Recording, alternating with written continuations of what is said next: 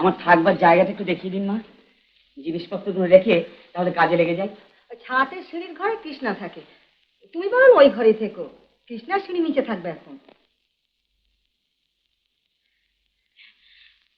উনি বুঝি আপনার মেয়ে নন? না, আমার মেজো ভাসুরের মেয়ে। ওনারা দুজনেই মারা গেছেন? হ্যাঁ, আমাদের কাঁধে চাপিয়ে দুজনে নিশ্চিন্ত হয়ে স্বর্গে ঘুরে বেড়াচ্ছেন। আচ্ছা আচ্ছা আচ্ছা, দিন আপনার জিনিসগুলো রেখে দিয়ে আসি। চাকর দেখো আপনি বলে, তুমিও যেমন দিদিমণি। আমি তাহলে একটা হাতে মুখে জলটাও দিয়ে আসি মা। বাজার টাজার আপনাদের হয়ে গেছে? আরে বাবা, ভীষণ পেছল, কেউ কোনদিন পড়ে গিয়ে মাথাটা তো ফাটবে দেখছি। আর বলো না বাবা, রোজই একজন না একজন কেউ আছাড় খাচ্ছে। পরিষ্কার করার বোধহয় অসুবিধা আছে না?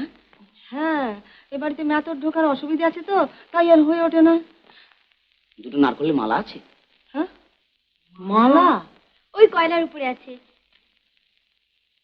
ও আচ্ছা।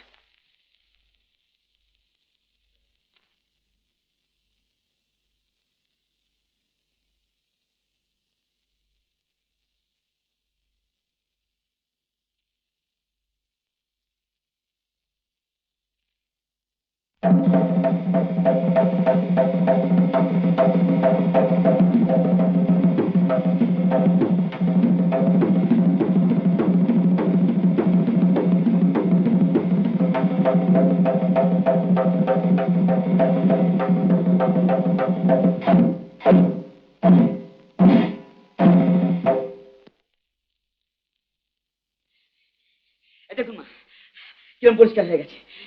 এখন যত ইচ্ছে লাফান, নাচুন, কুদুন, কিচ্ছু হবে না। এই দেখুন, দেখলেন তো? কি ব্যাপার, সকাল থেকে শুধু হই হই রই রই।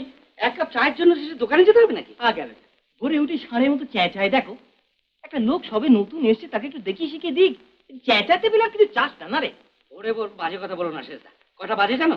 6:30। কি হয়েছে? এসব অন্য অন্য বাড়িতে আর কিছু না হোক, অন্তত এক কাপ চা দেয়। আলাদা ডিম যেমন সেদ্ধ করে খাস, তুমি চাটাও করে নিতে পারিস। ব্যস্ত হলো না, তাই করবো। এখানে আগে আলি মেরেছো তো, এখন হয় না। এই জন্যই তো যত অনাচার। ভেতরে ছেলে মেয়েরা সব বিয়ের বদলে ইয়ে করে বেড়াবে। আর তুমি যদি এইভাবে ইয়াং জেনারেশন সম্বন্ধে কথা বলে শেখা, তাহলে কাকা টাকা বলে কোনো রেসপেক্ট এক্সপেক্ট করবে না বলে দিলাম। বাবু, চা তৈরি।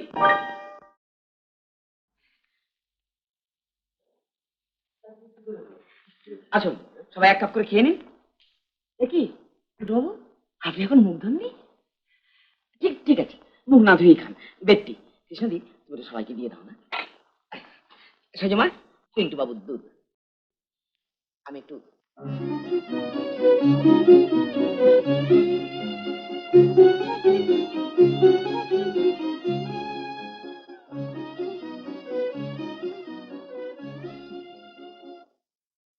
আসুন বাবু, আপনার চা। হ্যাঁ, এত ভোরে? ভোর কি বাবু, এখন তো 6:45। কাল থেকে আপনাকে আরো ভোরে চা দেবো।